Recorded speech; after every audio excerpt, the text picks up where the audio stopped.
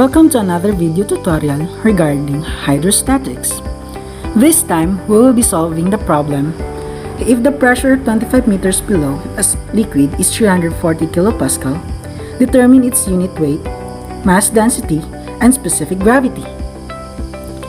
We first identify our given. We have the height, symbolized by h, to be 25 meters, the pressure, symbolized by letter P, to be 340 kilopascal.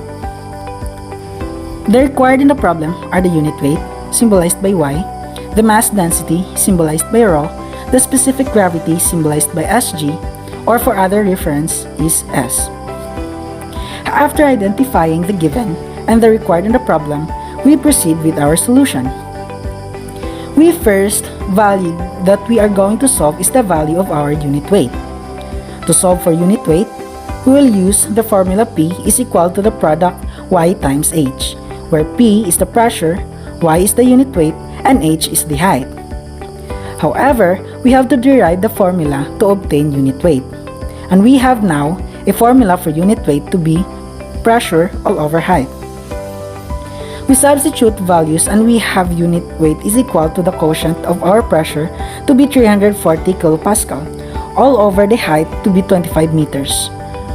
We know that 1 kilopascal is equal to 1 kilonewton per square meter. So we have unit weight is equal to 340 kilonewton per square meter all over 25 meters. We know that this is just the same as multiplying 340 kilonewton per square meters times 1 all over 25 meters. We simply multiply and we have a final value for our unit weight to be 13.6 kilonewton per cubic meter.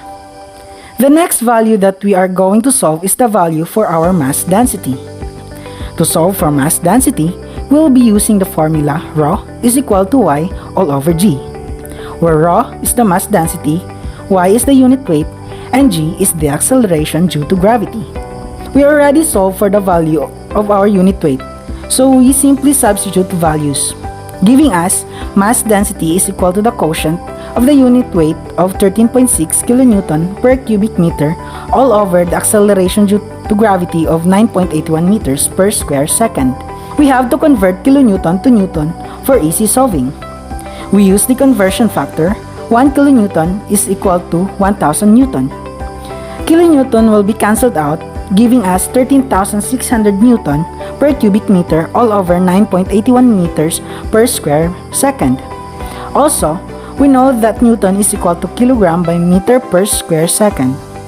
We cancel out the Newton unit, giving us 13,600 kilogram by meter per square second per cubic meter, all over 9.81 meters per square second. We know that this is just the same as multiplying 13,600 kilogram by meter per square second per cubic meter to square second per 9.81 meters. Meter unit will be cancelled out, also with the square second.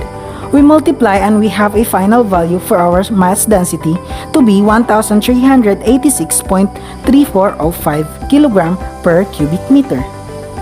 Finally, let us solve for our specific gravity, symbolized by Sg. To solve for its value, we will be using the formula Sg is equal to ρ of fluid all over ρ of water, where ρ of the fluid is the density of fluid and ρ of water is the constant value for density of water, which is 1000 kg by cubic meter.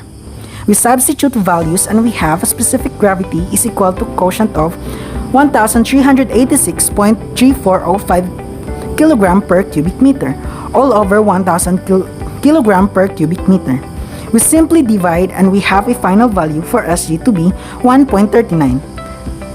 That is now the solution to our problem.